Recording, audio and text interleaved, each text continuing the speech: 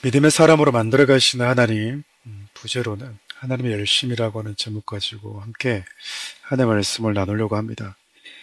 우리 창세기 12장 우리 1절부터 9절까지 말씀을 나눴을 때는 우리 고향 친척 그리고 아비집을 떠났던 아브라함에 대해서 살펴보았죠. 하나님이 아브라함에게 찾아오셨어요. 한 인간의 모든 역사는 하나님의 찾아오심으로 인해서 시작된다라고 했습니다. 우리가 내 힘과 내 능력으로 살아가는 것 같지만 조금만 하나님이 우리에게 오셔서 우리의 눈을 열어주신다면 지금 이 시간에도 우리 주님이 여러분들보다 먼저 와서 여러분 곁에 있다라고 하는 것도 보일 것이고, 힘든 순간순간마다 그 고비고비를 넘어왔을 수 있었던 건 역시 조금의 영적인 눈만 열어서 보면 우리 주님이 나를 지켜주셨구나. 눈물이 없고 슬픔이 없는 하나님의 나라라고 하는 천국에서 하나님이 우리와 함께 하시는 방식과 눈물과 슬픔과 고통이 공존하는 세상이라고 하는 이 환경 속에서 하나님이 우리와 함께 하시는 방식이 좀 다릅니다.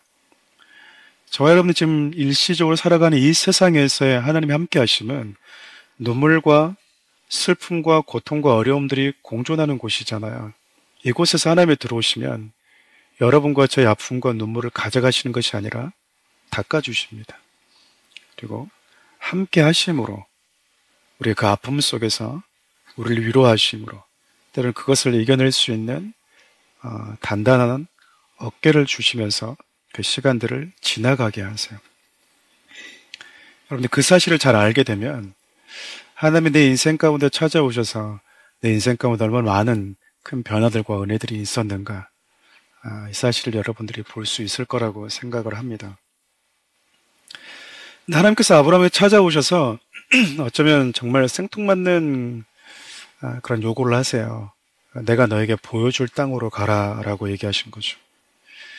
여기로 가면 돼라고 하는 분명한 목적지를 알려주지 않고 무작정 떠나라고 하신 거예요. 그러니까 아브라함은 떠났을 때 하나님이 자기에게 말씀하신 목적지를 몰랐습니다. 신앙은 이렇게 시작이 돼야 된다고 생각해요, 저는. 무슨 말인고 하니, 신앙이라고 하는 건 하나님이 내 인생의 목적이 되는 것으로 신앙이 시작돼야 하지. 하나님 아닌 다른 어떤 것이 내 삶의 목적이 되어버리면서 첫 발을 내딛는 것은 성경에 말하고 있는 건강한 신앙은 아닌 것 같아요. 이스라엘 백성들이 광야 40년 동안 신앙생활을 하나님과 함께 동행했을 때 마찬가지였죠. 목표 지향적이고 목적 지향적인 사람들은 그 목표지로만 가면 되잖아요. 그렇잖아요. 그런데 어떤 목적지가 정해졌음에도 불구하고 하나님은 당신의 백성들과 동고동락하는 삶을 충분히 사셨다라고 하는 건 하나님이 원하시는 당신의 백성들과의 관계에 있어서 가장 큰 목적은 그들과 함께하는 것이었다라는 거예요. 저는 여러분들이 신앙생활 때도 마찬가지라고 생각합니다. 하나님이 내 삶의 목적이 될 수 있는 사람, 어떤 특정한 목표가 생기고 목적이 주어지는 것도 참 중요하지만 그거보다 하나님이 결코 우선시 될 수 없다라고 하는 것. 또한 여러분, 우리가 여기 살펴볼 수 있는 건 믿음이라고 하는 것이 하나님 저를 설득시켜 주시면, 저에게 알려주시면, 저에게 보여주시면 제가 모든 것을 걸고 따르겠습니다라고 하는 것이 아니라고 하는 것도 알 수 있어요. 오히려 성경이 말하고 있는 믿음은 하나님 지금 현재를 살아가는 저는 아무것도 보이지 않습니다. 그런데 과거, 현재, 미래, 시간을 창조하신 모든 것을 다 하시는 하나님이 말씀하셨다면 당신 하신 말씀 신뢰하고 제가 가서 확인하겠습니다라고 반응하는 것이라고 믿어요. 하나님은 현재를 살아가고 있는 아브라함을 찾아오셨어요. 미래는 여러분 가봐야만이 만날 수 있는 것이지 지금 볼 수 있는 것이 아닙니다. 때문에 믿음은 보이지 않지만 약속의 말씀을 따라가면 분명히 만나게 되는 것이라고 하는 하나님의 말씀에 대한 확신과 신뢰에서 시작된다고 볼 수 있어요. 떠나봐야만 볼 수 있는 것이 믿음이라는 겁니다. 그러니까 머뭇머뭇거리고 있으면 믿음은 일어나지 않아요. 하나님은 우리에게 믿음을 보이라고 말씀하실 때 대부분 우리에게 말씀하신 건 목적지, 목표를 알려주지 않을 때가 많더라는 거예요. 그때는 저와 여러분들 하나님께 뭘 보여줘야 될 때인가요? 믿음을 보여줘야 될 때인 거예요. 보이지 않잖아요, 지금. 그렇잖아요. 근데 우리는 보여달라고 얘기하는 거예요. 하나님은 믿음을 보이라고 얘기하고 있는데 우리는 확인해달라는 거죠. 그 확인은 지금 보는 게 아니라 걸어서 미래를 가봐야만이 볼 수 있는 것이기 때문에 그래요. 그럼에도 불구하고 여러분 고향을 떠나고 친척을 떠나고 아버지 집을 떠나는 것은 뭐 지금도 마찬가지겠지만 당시에는 더 힘들고 어려운 선택이었을 거예요. 근데 아브라함이 참 귀한 것은 하나님의 말씀을 따라서 사는 삶을 살기로 선택했다라고 하는 거예요. 내가 가고 서는 것의 기준이 하나님의 말씀이었던 사람이 바로 아브라함이었던 것이죠. 그래서 하나님 여러분 그 아브라함의 삶을 저 여러분들에게 소개해주고 있는 거예요. 저는 여러분도 어떠실지 모르겠지만 저는 아브라함과 이삭과 야곱의 얘기를 한 번씩 이렇게 몇 번 반복해서 볼 때마다 가끔씩 좀 이렇게 어처구니가 없을 때가 많습니다. 아브라함이 대단해 보이십니까? 아브라함이 정말 대단해 보이십니까? 그의 삶이 위대해 보이시나요? 오늘도 나오지만 아내 팔았잖아요. 그렇죠. 이삭은 대단해 보이십니까? 이삭은 뭐 우물만 파다가 끝났어요. 그렇죠. 야곱은 또 어떻습니까? 야곱은 아내 넷이나 데리고 애 낳다가 그의 인생이 거의 뭐 그렇지 않나요? 여러분 우리가 보기에 뭐 나라를 구한 위인들도 아니고 그렇잖아요. 위인전에 기록될 만한 그런 삶을 사는 것도 아니에요. 근데 왜 이렇게 창조주가 이런 사람들의 이야기를 우리에게 이야기를 소개해주고 있을까 보면 진짜 우리의 생각과 하나님의 생각이 너무 다르다라고 하는 거 여러분 느끼지 않습니까?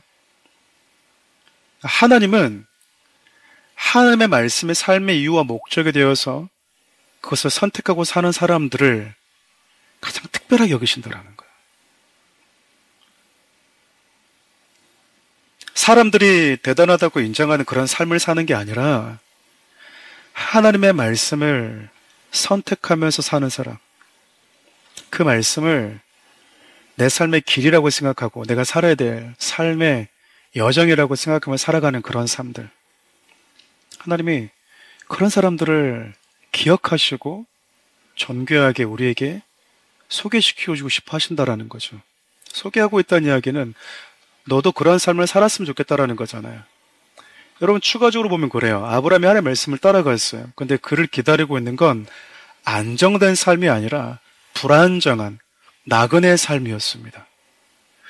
우리가 집이 있으면 너무 좋잖아요. 집값이 오르면 불안하고 평생 우리의 꿈들 중에 하나가 우리 아버님들도 마찬가지였지만 할아버지 세대도 그랬고 내 집 장만하는 게 꿈이지 않습니까? 그 집이 생기면 참 편안하잖아요. 근데 몇 년마다 또 계약을 해야 되고 또 계약을 해야 되고 그러면 이제 제 계약 기간 다가올 때마다 여러분 마음이 어때요? 불안불안하지 않습니까? 여러분들은 워낙 믿음이 좋으신 분들이어서 네, 그렇죠. 뭐 임대 아파트도 마찬가지잖아요. 우리 성도분들이 임대 아파트를 많이 연극하시는데 예, 다 이제 여러분들 자가 아파트를 말을 하실 수 있었으면 좋겠습니다. 임대아파트도 여러분 10년, 20년 이렇게 장기 되면은 또 나와야 되잖아요. 조금 안정됨이 조금 기냐 짧냐 차이가 있을 뿐이에요. 하나님의 말씀을 따라서 왔는데 아브라함을 기다리고 있는 삶이 궁궐이 아니었더라는 거예요. 장막이었습니다. 장막. 텐트 치고 사는 삶. 당시에 그 바벨론 문명이 있었다. 갈대아 우르 지역은요. 여러분 문명의 중심지였습니다. 우리 대한민국을 따지면 서울에서도 강남 한복판이었다라는 거예요. 근데 하나님 말씀 따라서 뭐 알지도 못하는 곳도 왔는데 장막에 딱 살고 있으면 직감적으로 드는 마음이 뭘까요? 속았네.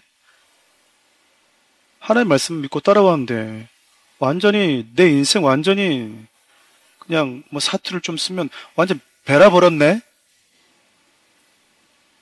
여러 이스라엘 백성들이 이런 얘기를 참 많이 했어요.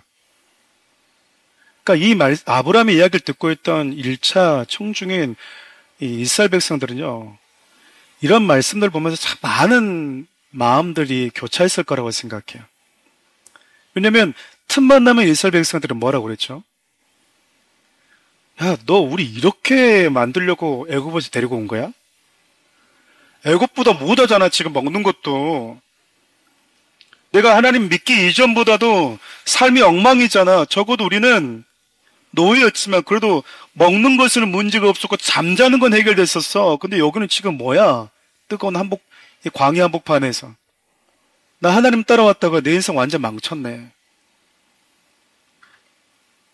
여러분, 그런 마음 들지 않겠어요? 저는 믿음이 부족해서 그런지, 야, 속았다 마음 들겠다. 하나님을 삶의 이유와 목적으로 삼지 않으면, 그분과 내가 운명을 같이 하겠다고 작정하지 않으면, 속았다. 가끔 여러분 결혼하고 난 부부들도 가끔 그런 얘기 하잖아요. 속았다. 남편이랑 결혼했는데 속았다. 아내랑 결혼했는데 속았다. 아내들이 속은 건 뭐예요? 빚이 없는 줄 알았는데 빚이 엄청나게 많네? 깡통이었네? 좋은 차 타고 다니길래 잘 산 줄 알았는데 개털이었네? 남편들이 속은 건 뭐예요? 화장 지우니까 전혀 모르는 사람이었네? 다 서로 속는 거예요. 다 서로 속고 속이는 거죠. 아브라함도 그랬지 않았을까 싶어요. 적어도 우리가 하나님을 따라오면, 신앙생활 하다 보면 우리 다 이런 비슷한 경험들 할 때가 있지 않아요? 적어도 창조주를 따라왔잖아요. 하나님의 말씀에 순종했다면 그당 내 삶에 기대했던 그 이전의 삶보다 더 넉넉하지는 않더라도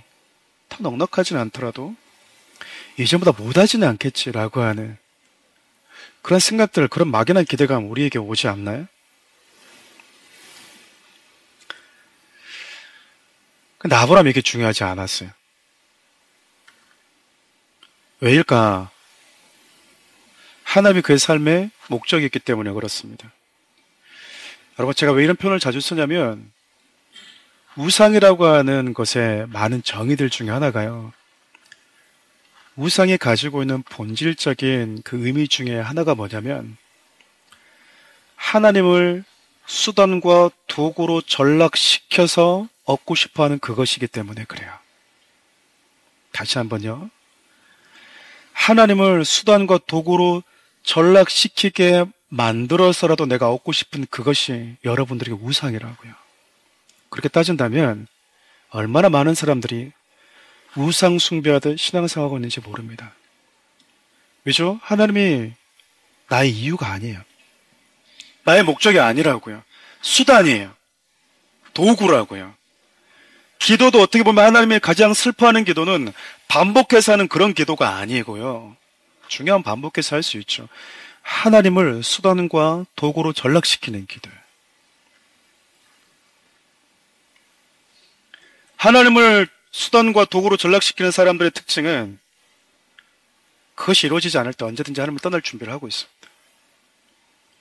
하나님이 내 곁에 계셔도 내가 기대했던 그것을 하나님이 주지 않으면, 내가 기대했던 것과 다르면 얼마든지 하나님을 향한 믿음과 신뢰도 식어져 버릴 수 있는 거예요. 여러분, 이것은 하나님이 그러셨잖아고 탓하는 게 아니라 내 안에 그런 우상이 있었구나.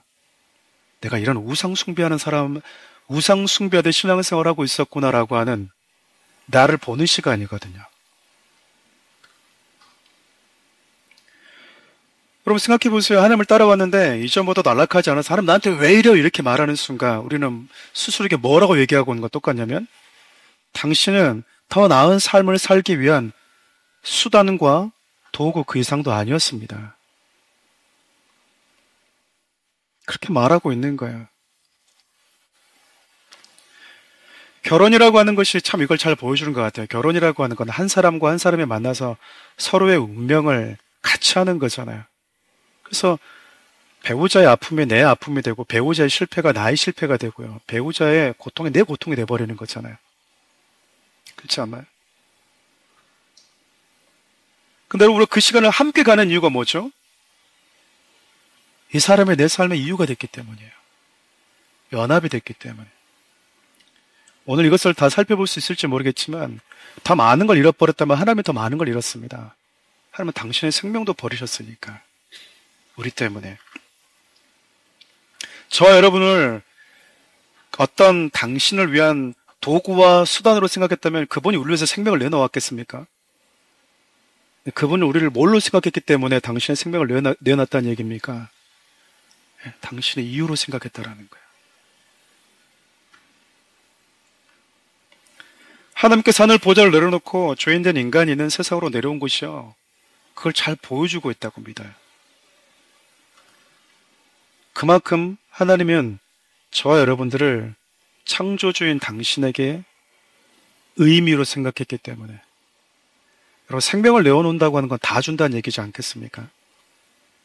그 사랑을 우리에게 먼저 보여주신 하나님이요. 그 사랑으로 하나님을 먼저 사랑하길 원하세요. 그 어떤 복보다도 하나님과 그런 친밀한 사랑이 가장 신앙의 기초가 되어야 되거든요. 이 기초가 되지 않은 상태에서 우리가 하나님이 주셨던 풍성한 복을 찾고 누리고 가다 보면 너무 부작용들이 많이 생기는 경우를 많이 봤어요. 하나님을 사랑하는 사람들의 특징들이 있어요. 그것은 하나님을 통해서 그 무언가를 얻어내는 것을 목적으로 두지 않는다라는 거예요. 그저 하나님 곁에 머무는 삶을 가장 가치 있게 여깁니다. 우리 시편 84편 10절 말씀 다 같이 한번 읽어볼까요? 주의 공정에서 한 날이 다른 곳에서의 첫날보다 나은즉 악인의 장막에 사는 것보다 내 하나님의 성전 문지기로 있는 것이 좋사오니. 삶의 질로 따진다면 문지기보다는 장막이 낫죠. 내 집이 낫지 않겠습니까? 근데 시편 84편의 기자는 어떤 삶이 더 낫대요? 내가 하나님 곁에만 머물 수 있다면 문지기라도 좋다. 문지기라도 좋다. 근데 우리는 하나님과 함께 사는 문지기 삶보다도 그것이 악인이 됐든 무엇이 됐든 내가 형통하고 풍성하고 넉넉하면 된다라고 하는, 마지막 시대 때 사람들이 돈을 사랑하고 자기를 사랑한다라고 이 표현이 이와 비슷하지 않겠습니까? 하나님을 내 삶의 목적이 아닌 수단으로 삼는 사람들의 특징이기 때문에 그래요. 지금 모세를 통해서 여러분 창세의 말씀을 듣고 있는 이스라엘 민족은 광야에서 천막살이를 하고 있어요. 하나님이 구원해 내셨는데 창조주가 함께하고 있는데 그들이 너무 불안정한 삶을 살고 있는 것처럼 보여요. 왜죠? 매일같이 우리는 그래도 계약하면 2년 동안은 있잖아요. 근데 여기는 얼마나 머물러 있어야 될지 모르는 거야. 그냥 하나님이 일어서면 또 텐트를 걷어야 돼요. 여러분, 이삿짐 정리 정도만 해도 여러분 한 달, 두 달이 걸리는 분들도 계시거든요. 매번 여러분 그렇게 이사를 간다고 생각해 보십시오. 뭐 차가 있는 것도 아니잖아요.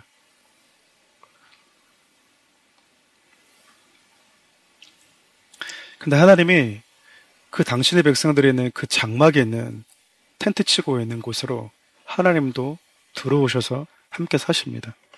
저는 하나님 보면 잘 이해가 안 될 때가 있어요.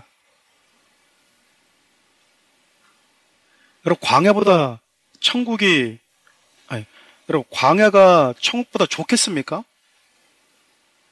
천국이 훨씬 좋지. 근데 왜 하나님이 이런 행동들을 하시냐, 그 말이에요. 우리는 천국을 가고 싶어 하는데 그 천국에 계신 그 하나님은 우리가 있는 곳으로 오셨거든요. 아무도 당신을 기억해 주지도 않고 잊고 살아가는 그 백성들이, 당신을 배신하고 떠난 백성들이 뭐가 좋다고, 그냥 그들이 있는 곳으로 하나님이 오셨어요. 이걸 뭘로 우리가 설명할 수 있을까요? 그냥 하나님은 우리를 좋아하신다. 너무 좋아하신다. 왜? 나도 몰라. 그게 하나님이 우리를 바라보시는, 우리를 대하시는 그분의 사랑이라는 거예요. 그리고 그 사랑을 받은 저와 여러분들에게 같은 모습의 사랑을 요구하세요. 사랑은 여기서 배우는 거거든요. 사랑을 우리가 다른 데서 배워버리는 거예요.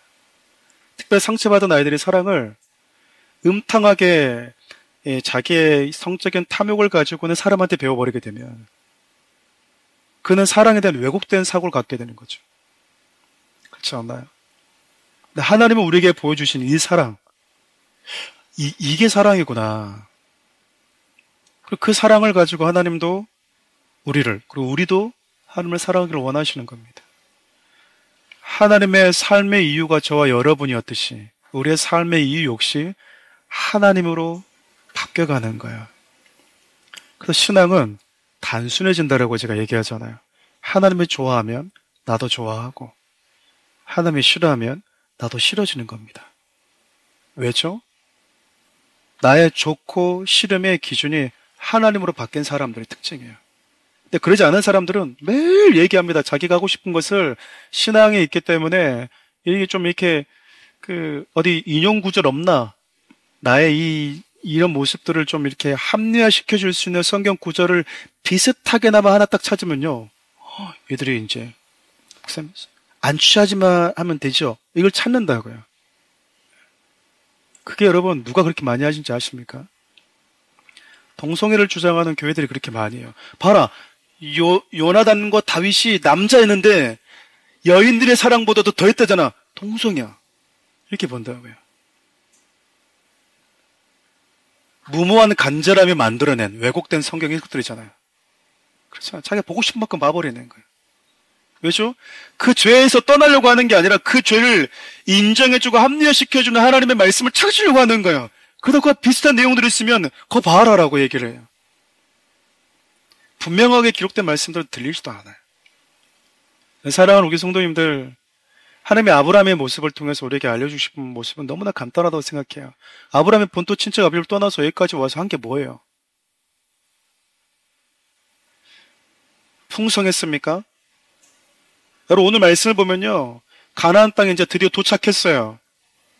근데 또 한 번에 참 마음 힘든 일이 생깁니다. 우리 10절 말씀 함께 읽어볼까요? 그 땅에 기근이 들었으므로 아브라함이 애굽에 거류하려고 그리로 내려갔으니 이는 그 땅의 기근이 심하였더라. 저는 이 말씀이 아브라함에게 참 두 번째 충격으로 다가오지 않았을까 하는 생각이 들어요. 하나님의 삶의 이유로 이제 하나님과 운명을 같이 해야지. 그러니까 떠나는 거예요. 한 남자가 한 여자가 서로 다른 곳에 있다가 결혼이라고 하는 약속을 통해서 하나가 되면 이제 떠나는 거잖아요. 당신이 가는 곳에 나 있습니다라고 가는 거잖아요.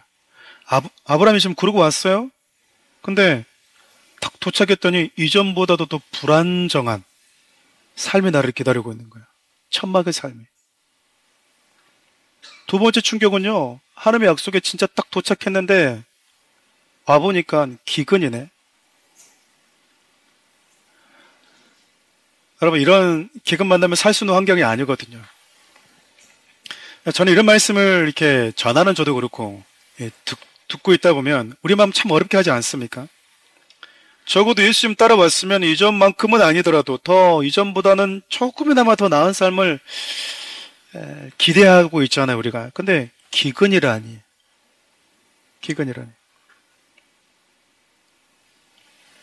앞서 얘기했던 것처럼 이스라엘 백성들이 애굽에서 나왔을 때 하나님을 만났잖아요.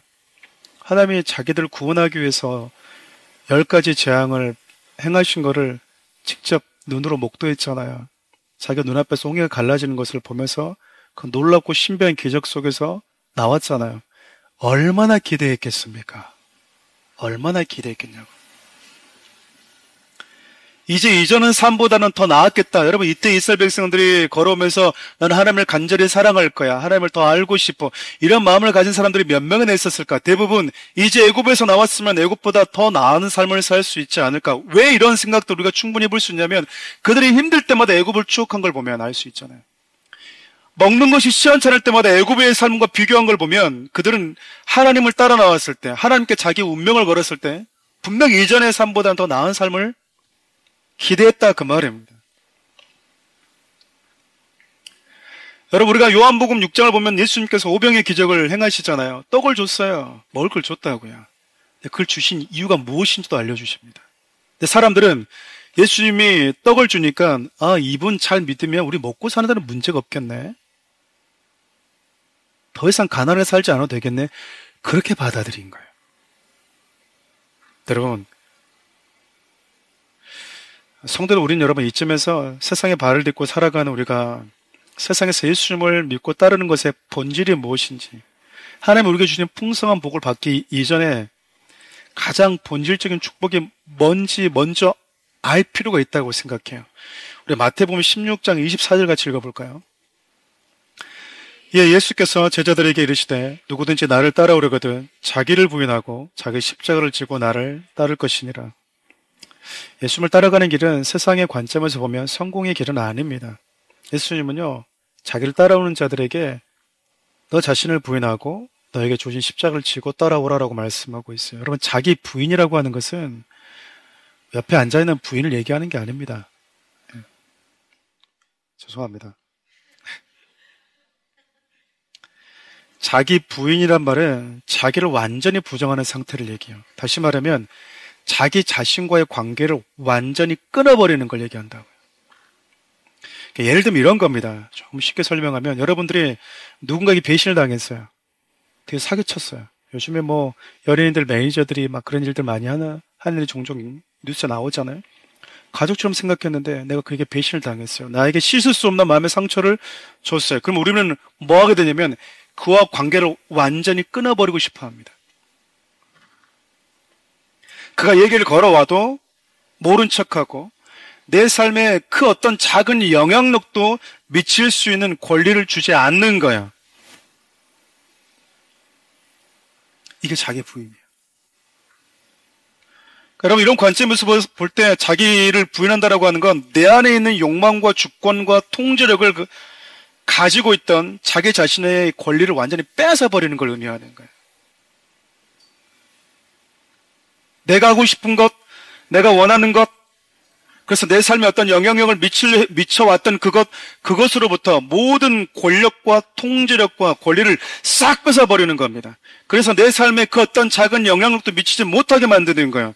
아예 내 인생의 주인의 자리, 주도권을 포기해버리도록 모든 권리를 박탈시키는 행위가 여러분, 자기 부인이에요. 여러분, 예수님 믿기 이전에는 내 삶을 통제하는 게 있었어요. 내 삶을 주도권을 쥐고 있었던 게 있었고 내 삶에 영향력을 미치는 게 있었거든요. 근데 이 모든 것으로부터 권리를 싹 빼앗아버리는 거예요. 그리고 그 권리를 가지고 있던 녀석들에게 이렇게 선언하는 겁니다. 더 이상 너는 내 삶의 주인이 아니야.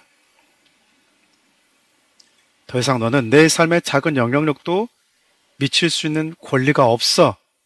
라고 하는. 그래서 막 내려놓음, 자기 권리 포기 이런 말도 이런 뜻인 거죠. 그리고 그 모든 것에 대한 주도권과 통제력을 예수 그리스도께로 돌려드리는 겁니다. 자기 부인이에요. 여러분, 이게 쉬울까요? 오래전부터 내가 영향력을 받아왔던 그 어떤 것, 나에게 익숙했던 그 어떤 것, 그것과 여러분 완전히 관계를 끊어버리는 것이, 절규하며 사는 것이 쉬울까요? 네 자신과 그렇게 하라는 거야. 여러분, 십자가를 진다라고 하는 것도 마찬가지지 않습니까? 하나님, 내가 당신에게 저주받아 마땅한 자입니다. 하나님의 당신의 그 절대적인 은혜 없으면 전 아무것도 아닙니다라고 하는 그 고백을 하면서 사는 것을 얘기하잖아요. 이것이 예수님께서 당신을 믿고 따라오는 자들에게 약속한 삶의 여정이었어요. 이것이 예수님과의 관계 안에서 가장 기본적으로 베이스여야 된다 그 말입니다. 저는 성도들이 복을 비는 것 너무 중요하다고 생각해요. 너무 극단적으로 야, 너 예수 믿어서 여러분, 성경 예수 믿고 가난하게 살아라는 얘기가 없습니다. 단지 성경이 말하고 있는 복이 무엇인지를 얘기했을 뿐이에요. 그리고 하나님 말씀하신 그 복이 베이스 캠프가 되어 있지 않으면, 기초석이 되어 있지 않으면 그 위에 뭘 세우든지 다 무너질 수 있기 때문에 그래요. 여러분, 높은 빌딩을 세울 때마다 가장 심도를 기울이는 게 그거잖아요. 기초석 공사하는데 시간이 그렇게 많이 걸립니다. 밑이 탄탄해야만이 위에 뭘 높이 쌓아도 흔들리지가 않잖아요. 근데 밑이 튼튼하지 않으면 위에 아무리 좋은 것을 갖다 쌓아도요, 무너지는 건 순식간이에요. 하나님은 우리에게 복을 주실 때 근심하지 않는 복을 주신다라고 하는 또 그런 의미지 않겠습니까? 하나님, 우리가 영의 복만 아니라 범사가 잘 되는 복을 받기를 원하세요. 근데 하나님이 불안해하지 않도록 하는 사람은 누구인가? 베이스가요, 기초가 탄탄한 사람이에요. 나를 부인하고 십자가를 지고 따르는 삶.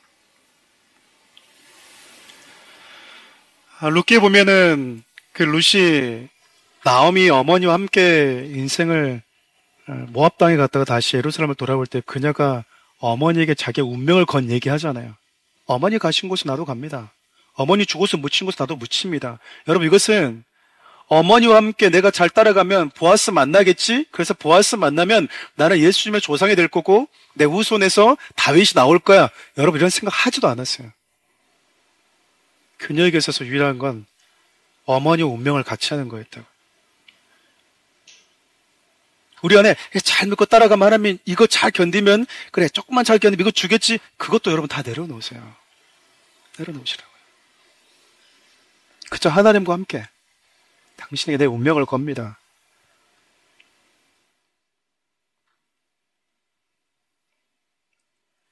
그것이 하나님과 우리의 관계잖아요. 반복해서 말씀드리면 하나님도 하나님 보좌와 천국의 화려함을 내려놓고 우리에게 오셨어요. 그게 사랑이에요. 그게 관계라고요. 하나님이 원하시는 관계 시발점이고 출발점이거든요. 근데 우리는 그렇지 않을 때가 많은 거예요.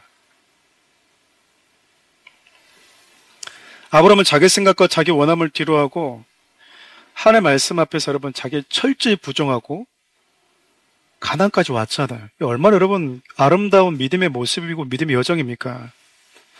근데 여러분 아브라함을 기다리고 있는 게 뭐라고요? 너무 다른 삶이 펼쳐지고 있는 거예요. 저는 이런 상황들이 우리를 달아보는 시간이라고 생각해요. 하나님이 우리를 많이 달아보십니다. 달아보는다고 하는 건 어떤 테스트가 목적이 아니라 우리 안에 무엇이 있는지를 직시하게 만드세요. 이런 내 기대와 하나님이 나를 인도하시는 그 걸음 속에서 내가 기대했던 것과 전혀 다른 상황이 펼쳐질 때 여러분 그때 내 모습이 보이거든요. 나는 하나님이 그분과 운명을 같이 하는 것이 함께 걷는 것이 가장 중요했던 사람인가? 아니면 하나님과 함께 걸으면 뭐라도 떨어질까 봐 생각하고 따라왔는가?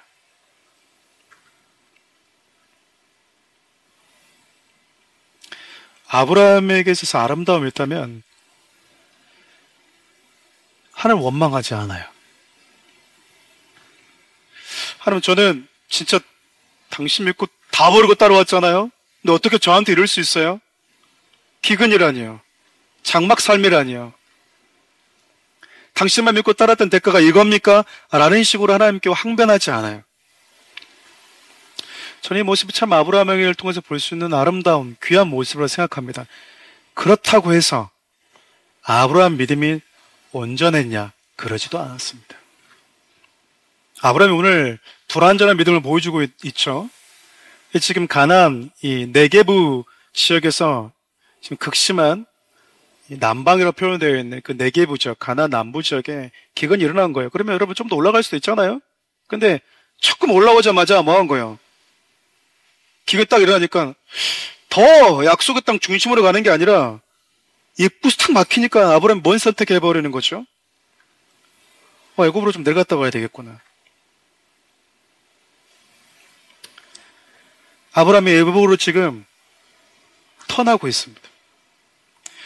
우리가 아무리 성경을 읽을 때 아무리 좋은 믿음의 사람이 등장해도요, 그 사람을 무조건적으로 맹신하거나 그들의 행동과 말을 절대적으로 동의할 필요는 없어요.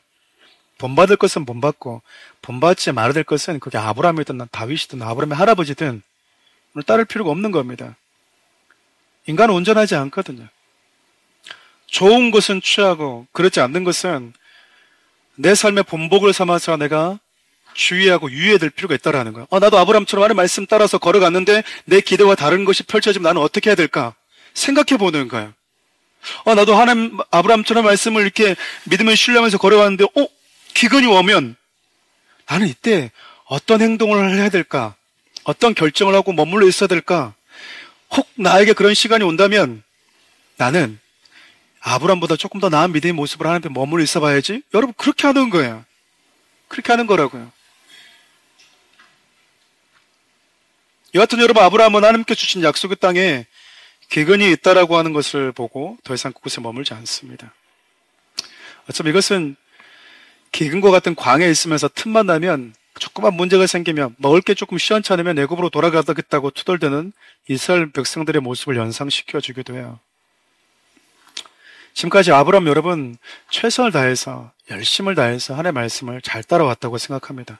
고향도 버리고 가족도 뒤로하고 그 공동체보다 하나님을 가장 자기 삶의 우선으로 여기면서 따라온 거예요. 예수님을 믿고 따르는 나그네와 같은 삶을 만났을 때도 아브라함 여전히 하나님 예배합니다.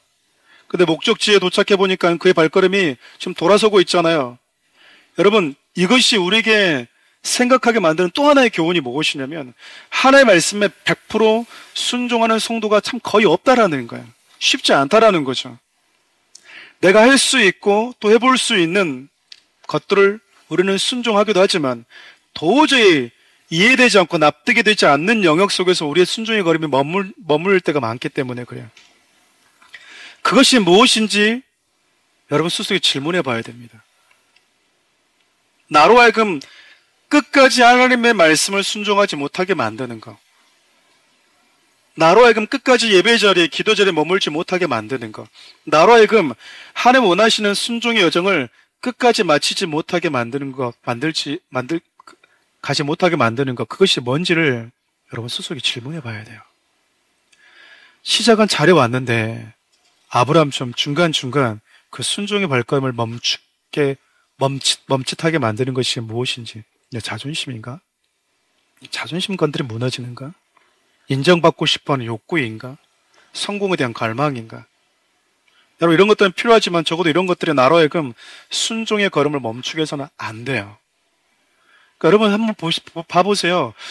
나 지금껏 하나님의 말씀만 바라면 잘 따라가고 있는데, 순종하고 가고 있는데, 이 믿음의 여정을 자꾸 머뭇머뭇거리고 제동을 거는 게 무엇이지? 여러분 스스로 질문해 봐야 된다니까요. 사람은 살다 보면 그래. 여러분 늘 속는 거야. 늘 시간을 허비해버리는 겁니다. 직시해야 돼요. 보기 싫어도 말씀 앞에서 내 모습을 봐야 돼요. 거울에 비춰진 내 얼굴을 봐야 돼요. 그래야지 닦아낼 거 아닙니까? 뭐 묻어있다고 그래서 여러분 나 안 볼 거야. 그럼 여러분 계속 이렇게 그냥 흐르고 다니는 거야. 말씀 앞에 내 자신을 보는 시간이 때로는 참 피곤하고요. 두렵고 때로는 어려울 때도 있어요. 그래도 우리가 그것을 직시해야 될 때가 있거든요. 왜냐하면 우리가 이런 것들을 점검하지 못하게 되면요, 하나님과 다른 것을 보게 돼요. 하나님과 다른 것을 보게 되면 하나님의 마음과 그분의 말씀이 아닌 두려움이 우리를 엄습하게 되기 때문에 그렇습니다. 여러분, 아브라함 발걸음이 애굽으로 돌아가려고 하는 순간부터, 애굽으로 이렇게 발걸음이 탁 돌아선 순간부터요, 두려움과 불안이 아브라함을 엄습합니다. 이전까지는 아브라함이 두려워했다, 불안했다라고 말하지 않아요. 아버지 집을 떠났을 때도 두려웠다, 무서웠다, 불안했다라고 하는 표현이 없거든요. 근데 하나님과 함께 걸어왔다는 것이 아닌 다른 곳을 딱 보게 되니까 그때부터 두려움이, 불안함이 엄습해 온 거예요. 앞날에 대한 두려움이 그에게 찾아온 겁니다. 그래서 아브라함이 뭐 했죠? 자기 살기 위해서 아내를 누이 동생으로 속여버린 거예요. 보니까 자기 아내가 어때요? 너무 예쁜 거예요. 예쁘지 않은 아내가 있는 분들은 우리가 어디 걱정하지 않으셔도 될 수 있지만, 내 아내가 너무 예쁘다 그러면 우리는 이제 막 겁이 날 수 있겠죠. 저도 심히 두려워 떨고 있습니다만은. 너무 예쁘니까, 너무 예쁘니까 불안한 거예요. 이 여인부터. 그리고 정당하게 여인을 데려가는 것이 아니라 빼앗아가고 해서 나를 해코지 하겠구나. 그래서 아브라함이 이제 뭐 합니까? 잔머리를 굴리는 거예요. 아내를요, 자기 누이 동생으로 말하고 난 다음에 사라가 바로 왕 앞에 소환됩니다. 성경 어딜 봐도 그러는 것 같아요. 하나님을 떠나고 말씀에서 일탈할 때 가장 찾아오는 게 내 마음을 참 초조해집니다. 불안해져요. 평안함이 사라져버립니다. 내 안에 하나님 주신 평안함이 사라지고 초조하고 두렵다? 그러면 내가 하나님과 같은 것을 보지 않고 다른 것을 보고 있지 않나, 여러분 점검해 봐야 되는 거예요. 그리고 현실에 대한 두려움이 찾아와요. 하나님과 함께하는 그 하루하루가 기대와 기쁨이 아니라 자꾸 두려워요. 막막하고. 아직 일어나지도 않았는데 자꾸 앞에서 일어날 일들을 가불하다시피 끌고 와서 지금 두려워하는 사람들이 있어요. 오늘 한날 결혼은 오늘 조카인데 오늘 결혼이 아닌 내일, 모레, 한 달, 두 달, 1년치 그냥 그 두려움과 염려를 지금으로 가져와 버리는 거야. 그러면 미리 갖다 썼기 때문에 1년 뒤, 10년 뒤 일어날 그 일은 없어지냐? 아니요. 그건 또 그대로 또 가서 또 만나는 거야. 이런 그 불안함과 두려움이 아브라함을 자꾸 거짓말하는 사람으로, 자기 아내도 기꺼이 자기의 생명과 안전을 위해서 담보해버린 사람으로 만들어버렸다라는 거예요. 얼마나 이게 아브라함에게 후회였을까? 다윗이 밧세바를 취한 게 평생 후회거로 남았듯이 이게 얼마나 아브라함에게는 큰 치명적인 실수였을까? 요즘 같은 부부들이 좀 얘기한다면 그런 거 아니겠습니까? 밥 먹을 때마다 아내가 네 나 그때 팔았지. 조금 남편이 조금 나를 힘들게 하면은 아이고 계속해라 또 나 팔아라 또 팔아라 그러지 않겠어요 여러분? 그 돈 받아가지고 지금 이렇게 네 지금 부자 된 거 아니야? 잘해 나한테. 미안해. 아니면 또 아내가 내성적이었다면 그것 때문에 또 힘들어하고 막 상처받고 있으면 얼마나 또 그 보면서 또 미안했겠어요. 하지 말아야 될 평생 자기의 삶에 씻을 수 없는 리스크가 되는 흔적으로 남는 그런 일들을 저질러 버리는 거예요. 근데 여러분 참 독특한 게 뭔지 아십니까? 하나님이요 아브라함을 책망하는 기록이 없어요. 하나님 아브라함을 책망한 구절이 없어요. 이 정도였으면 하나님이 이 믿음이 적은 자여 왜 끝까지 순종하지 못하느냐고, 왜 나를 신뢰하지 못하느냐고, 네 아내까지 남의 손에 넘겨버릴 정도로 비겁했어? 라고 여러분 하나님을 책망할 수 있잖아요. 정신 차리라고. 근데 하나님의 아브라함의 꿈에도 나타나지 않고요. 아브라함 책망한 구절이 하나도 안 나와요. 아브라함의 수많은 시행착오를 하나님이 마치 받아들이고 있는 것처럼 느껴집니다. 우리 한 가지 지나쳐온 게 한 가지 있어요. 창세기 12장에서 하나님께서 아브라함을 찾아오신 장면이 첫 번째 방문이 아니었다라는 거예요. 우리는 창세기 12장에 하나님께서 아브라함을 찾아오시잖아요. 본토 친척 아비집을 떠나라고 했을 때 하나님의 첫 번째 방문이라고 생각하는데 이때 방문은 성경에 기록된 것에 의하면 두 번째 방문이었습니다. 첫 번째 방문은요 사도행전 7장에 나옵니다. 우리 7장 2절 3절 같이 읽어볼까요? 스데반이 이르되 여러분 부형들이여 들으소서. 우리 조상 아브라함이 하란에 있기 전 메소보담에 있을 때 영광의 하나님이 그에게 보여 이르시되 내 고향과 친척을 떠나 내가 내게 보일 땅으로 가라 하니라. 아브라함이 하란에 있을 때 창세기는 찾아가셨는데 사도행전 7장의 내용을 근거해 보면 하란에 있기 전에 메소포다미아 바벨론 문명이 있잖아요. 그곳에 있을 때 하나님이 아브라함을 먼저 찾아가셨대. 그럼 왜 지금 창세기 12장을 보면 하란에 머물러 있을까요? 우리가 여러분 충분히 유추해 볼 수 있지 않겠습니까? 처음 떠날 때 아브라함이 혼자 떠난 게 아니에요. 아버지 데려와 같이 갔습니다. 자기 조카도 따라갔어요. 거기서 여러분 갈대우르를 떠난 거 맞아요. 근데 하란쯤 와서 무슨 이유인지는 모르겠지만 거기서 일단 정착을 한 거예요. 멈추게 되었던 거죠. 여기는 아버지 데라의 의견도 많이 포함되지 않았을까? 왜냐면 아들의 어떤 그 하나님부터 받은 그 말씀과 계시를 가지고 온 가족이 다 떠난다라고 하는 거는 참 쉽지 않은 결정이잖아요. 걷고 걷다가 하란까지 왔어요. 근데 하란에서 아브라함 아버지 데려가 죽습니다. 근데 하나님이 뭐 하셨습니까 그때? 아브라함 또 찾아오셨어요. 제가 지금 드리고 싶은 말씀은 아브라함의 순종은 처음부터 온전하지 않았다라는 거예요. 하나님을 향한 아브라함 믿음 역시 처음부터 완벽하거나 온전치 않았어요. 여러분 그래도 좋아요. 이제 하나님을 조금씩 알아가면서 크고 작은 시행착오 속에서 말씀에 순종해 보기 위해서 지금 첫 발걸음을 떼는 게 지금 중요했던 거예요. 그러다가 여러분 순종하다 보면 우리 삶에도 하란과 같은 곳에 잠시 멈칫거릴 수 있습니다. 괜찮아요. 하나님이 찾아오십니다. 그때 또다시 뭐 하면 됩니까? 하나님 손 부여잡고 내디디면 돼요. 한 번 불순종했기 때문에 하나님이 치고 끝났어 버리고 그런 게 아니다라는 거잖아요. 처음부터 믿음이 온전한 사람은 다 누가 있겠습니까? 하나님은 저 여러분 모두가 다 불완전한 믿음을 가지고는 연약한 존재인 걸 다 아세요. 예수님께서 3년 반 동안 여러분 제자들과 함께 계시면서 수많은 기적들을 보여주시고 표적도 보여주셨습니다. 그때 예수님의 제자들을 향해서 가장 많이 했던 말씀 중에 하나가 믿음이 성장하지 않는 그들을 보면서 믿음이 적은 자들아 혹은 믿음이 작은 자들하고 책망을 많이 하셨었죠. 결국 이들이 여러분 하나님의 신 예수님께 직접 3년간 제자 훈련을 받았음에도 불구하고 십자가 앞에서 예수님 다 버리고 떠나버렸습니다. 그때 여러분 예수님이 뭐 하셨죠? 알고도 사랑하시면서 끝까지 그들을 사랑하셨다라고 얘기합니다.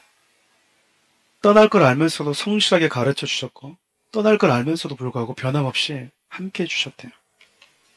아브라함이 믿음의 조상이라고 불리는 이유는 그가 믿음이 좋아서가 아니고요. 하나님께서 열심을 가지고 아브라함을 믿음의 조상에 걸맞는 그 믿음의 사람으로 만들어 가셨기 때문이에요. 사랑하는 우리 성도 여러분, 처음부터 끝까지 온전한 순종, 온전한 믿음을 가지고 걸어가면 참 좋겠지만 저를 포함해서 우리 모두가 참 그러기가 참 쉽지 않아요. 우리 인생 끝나기 전에 우리는 이미 머뭇거림과 실패와 넘어짐을 다 경험해봤잖아요. 또 이것을 여러분 불순종을 정당으로 삼는 주장 그런 논리로 삼지 말았으면 좋겠어요. 인간이니까 어쩔 수 없어. 지금 그런 말은 아니니까요. 중요한 건 우리가 수많은 시행착오 속에서 하나님을 바라보려고 하는 그 마음 가지고 걸을 때 하나님은 포기하지 않는 열심을 가지고 저와 여러분들을 찾아오신다라는 거예요. 여러분 갓 태어난 아이가 걷고 뛰는 것을 기대하는 부모가 있습니까? 아이를 걷기 위해서요. 네 발로 걷고요. 수차례 넘어지기를 반복합니다. 그러다가 여러분 한 발 아장 거리면 부모들이요. 막 난리를 칩니다. 박수를 치고. 걷는다고. 여러분 걸어보십시오. 박수 쳐준 사람 누가 있어요? 야, 우리 집사람 잘 걷는다. 돌봐줘야 돼요. 돌봐줘야 돼. 그 아이가 지금의 나처럼 걷고 뛰를 수 있는 건 여러분, 그 시행착오 넘어진 것 속에서 엄마가 때로는 지켜보고, 때로 넘어지기, 무릎이 깨지기 전에 받아줘야 될 때, 이걸 여러분 부모는 다 알아요. 다 안다고요. 지금은 내가 무릎이 닿기 전에 잡아줘야 될 때야. 아니, 지금은 넘어져도 좀 본인이 다시 울더라도 지켜봐줘야 될 때야. 결국 그래서 뭐 하는 겁니까? 엄마 앞으로 걸어올 수 있는 사람으로 만들어가는 거야. 넘어졌어? 태어나자마자 못 걸으니까 정신차려 채찍까지 와 그러면서 여러분 때려올리지 않아요. 여러분. 그 시간들을 하나님이요 기다리세요. 아야 못 걷는 애네. 아장아장 걷는 애랑 내가 이 구원의 이 영광스러운 역사를 내가 써내갈 수 있겠어. 내 보조도 못 맞출 것 같은데 잘 뛰는 놈 찾아봐야지. 그러지 않는다라는 거예요. 말씀을 마무리하기 전에 한 가지를 여러분과 좀 나누고 싶은 게 그거예요. 불완전한 믿음을 가지고 있었던 이 아브라함을 대하시는 하나님의 모습인데 왜 책망하지 않았을까? 도대체 하나님은 아브라함을 어떤 눈으로 바라보셨기 때문이었을까? 우리 중에 여러분 내가 살고 싶어서 아내를 남편을 팔아넘기는 사람들 누가 있어요? 그 두려움 속에서 정말 하지 말아야 될 가장 가까운 배우자에게 씻을 수 없는 상처를 준 행동을 한 사람 누가 있겠습니까? 근데 하나님이 그런 행동을 했던 아브라함을 책망하지 않고 애굽 왕을 책망하시고 그를 치셨대요. 그 이유가 바로 이것 때문입니다. 창세기 12장 우리 지난번 했던 말씀인데 2절에서 3절 말씀 같이 읽어봅시다. 내가 너로 큰 민족을 이루고 내가 내게 복을 주어 내 이름을 창대하게 하리니 너는 복이 될지라. 너를 축복하는 자에게는 내가 복을 내리고 너를 저주하는 자에게는 내가 저주하리니 땅의 모든 족속에 너로 말미암아 복을 얻을 것이라. 여러분 우리가 좀 주의해 봐야 될 것들이 있어요. 저런 일들을 하는 게 저 같은 목사들인데 3절을 보면 저주라고 하는 단어가 2번 나오는데 너를 저주하는 자를 내가 저주하겠다 2번 나오잖아요. 처음에 나오는 저주 카랄이라고 하는 이 저주는 너를 무시하는 자 이 말이에요. 가볍게 너를 무시하고 너를 업신여기는 자 그런 자를 내가 저주하겠다 할 때 2번째 나온 저주는 아라르라고 하는 저주를 쓰는데 이거는 하나님께서 당신이 내리시는 누구도 막을 수 없는 돌이킬 수 없는 파멸의 저주를 얘기합니다. 단어가 달라요. 한글은 저주 되어져 있는데 이것을 히브리 원어로 서로 다르게 쓰여진 언어를 가지고 얘기하면 아브라함아, 너는 복이 될 거야. 내가 너를 복된 자로 만들어줄 거야. 그 과정 속에서 너의 실패와 너의 무너짐과 너의 연약함을 보고 누군가 너를 저주한다면, 너를 조금이나마 무시하고 없이 여긴다면 나는 그 사람을 누구도 막을 수 없는 저주로 그를 파멸시킬 거야. 하나님의 약속이었어요. 민수기 23장을 보면 발람 선지자가 발락 왕과 함께 이스라엘 백성을 저주러왔는데 발람이 눌러서 보니까 저주할 수가 없는 거예요. 왜죠? 하나님께 복을 받은 민족이었거든요. 여러분 그때까지 이스라엘 백성들이 어떻게 살았는지 아시죠? 틈만 나면 하나님 원망하고요. 틈만 나면 애국으로 돌아가겠다 그랬다고요. 그래서 하나님 마음 얼마나 아프겠습니까? 그런데 정작 발람이 딱 보니까 저주할 수 없는 민족인 거예요. 이런 관점 여러분 세상적으로 보면 되게 불공평해 보일 수 있어요. 여러분 사랑 불공평한 게 맞습니다. 사랑은 공평하지가 않아요. 저는 사랑을 가지고 있지만 제 아이가 아닌 다른 아이들 잘 안 보입니다. 학교 끝나고 막 밀려 쏟아지면 여러분 내 아이만 보이지. 애들 넘어져도 오오오 그러지. 우리 애가 넘어지면 여러분 막 뛰어갑니다. 다른 애들 넘어지면 오오 이거 큰일 나겠네. 막 횡단보도 막 파란 불을 때 거의 꺼질 때 애들 막 뛰어가요. 그러면 오오 뭐 이러지. 근데 여러분 내 아이는 그렇게 안 해요.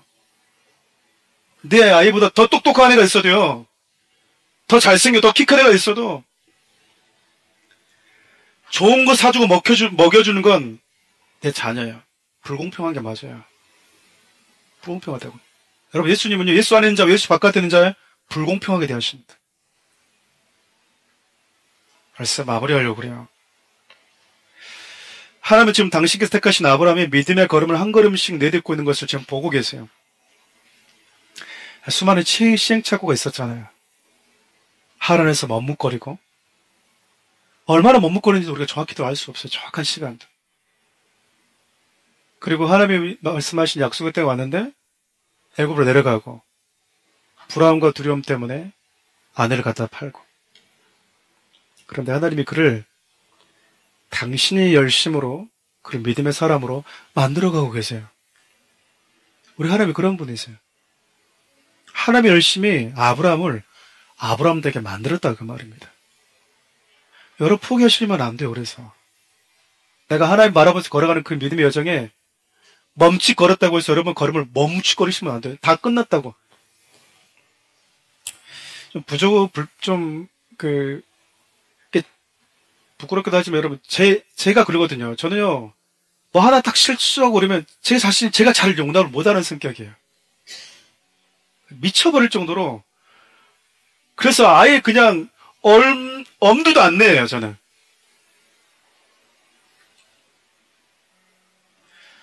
목사님들 막 그 운동들 많이 하시잖아요. 저 되게 좋아하는 운동이 있거든요. 저는 뛰는 걸 좋아해서 뭐 축구도 좋아했어요. 근데 거기서 제가 축구화가 막 서너 개였냐 하다 했어요. 제가 학창시절 때 축구를 너무 좋아했는데 친구들 딱 공을 차는데 제가 축구화가 없는 거야. 얘들 다 유니폼을 입고 있는데 우통 벗어 그랬는데 저 혼자 내복 입고 있었어. 저 혼자. 그때 별명이 내복 입어도 너무 빨리 달리니까 친구들 보고 내복맨. 제가 처음에 옷 딱 벗을 때 그랬거든요. 야, 왜냐면 옷을 벗어야 되잖아요. 옷을. 한쪽이랑 다르게 해야 되니까. 남자들 학교니까. 그래서 제가 주장한테 가서 야, 옷 벗으면 안 돼. 저 그랬어요. 저거 내복 입고 있었거든. 딱 벗는데 애들이 나이키, 아디다스 막 써있는데 나 혼자 내복이야. 근데 여러분 뭐 목사님들 골프도 치시고 뭐 다 좋다고 생각합니다. 시간 되고 운동할 수 있죠. 저는 나쁘다고 생각하지 않아요. 근데 그 이상의 선을 가고 싶지가 않은 거예요. 그래서 만약에 성도들이 우리 목사님 그런 상상도 하고 싶지가 않아요.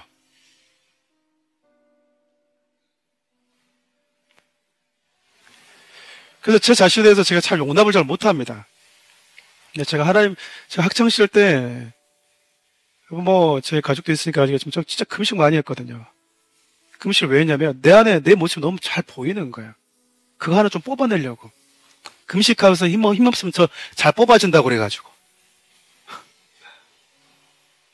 열흘도 해보고, 20일도 해보고, 21일도 해보고. 내가 내 자신 용납이 안 되는 거예요. 그래서 제가 하나님께 이런 얘기를 한 적이 있었어요. 하나님, 저를 조금만 놔주십시오. 못 갈 것 같습니다.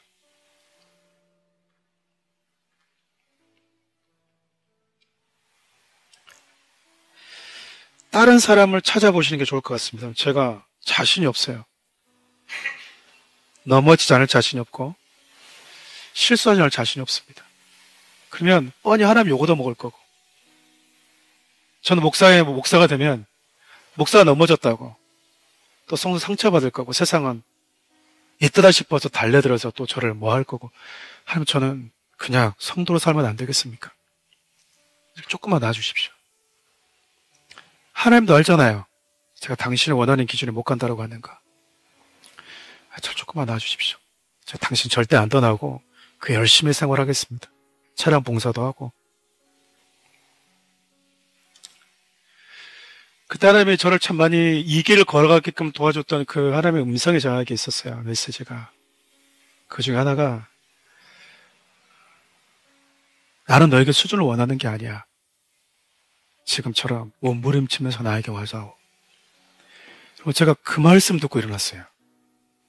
하나님, 제가 수준은 자신이 없는데 제가 매일 한번 몸부림을 쳐볼게요.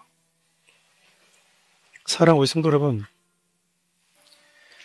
아브라함이 하나님 복을 주실 때 너는 복이라고 그랬거든요. 하나님이 작정하셨다는 이야기잖아요. 그럼 구원받았음에도 불구하고, 하나님의 구원의 역사를 봤음에도 불구하고 틈만 나면 애굽으로 돌아가겠다고 불평하는 이스라엘 백성들, 하나님보다 애굽이라는 세상에 더 좋은 고기를 준다고 말하면서 틈만 나면 하늘 만나기 이전의 삶을 그리워하는 백성들, 하나님이요, 지금 이 백성들을 열방의 제사장 나라로 지금 만들어가고 계세요. 이런 사람들을, 이런 백성들을 틈만 나면 나를 왜 구원했습니까? 왜 나를 교회로 데리고 오겠습니까? 틈만 나면 하나님 믿는 것보다도 안 믿는 사람이 더 잘 사네? 그때가 좋았던 것 같은데 라고 투덜대는 그들을요, 하나님 포기하지 않고 하나님의 열심으로 열방을 복되게 하는, 하나님이 아담을 창조해서 너는 복이야, 너를 통해 세상은 복을 받을 거야, 그 모습으로 지금 하나님이 당신을 떠나버리고 죄를 해서 망가진 그 백성들을 회복해 가시고 계시는 거야. 하나님 열심히. 사랑하고 성도 여러분, 전 여러분들이 하나님을 사랑하면서 걸어가는 그 믿음의 여정이 지치지 않았으면 좋겠어요. 괜찮습니다, 여러분. 좀 늦게 가도 되고요, 넘어질 수도 있거든요. 내가 나를 만들어가는 게 아니라 하나님이 열심히 여러분들 만들어 가실 거야. 그분의 손에 여러분과 제가 있습니다. 결국 그래서 여러분과 저를, 그리고 저와 여러분을 통해서 세상이 복을 받는 사람으로 만들어내고야 말 것입니다. 그 모습 가지고 여러분들이 힘있게 오늘 하루도 주님 부르시는 그날까지 우리 주님 바라보시면서 용기 내서 살아갔으면 참 좋겠어요. 우리 좀 이 찬양을 아시는 분도 계실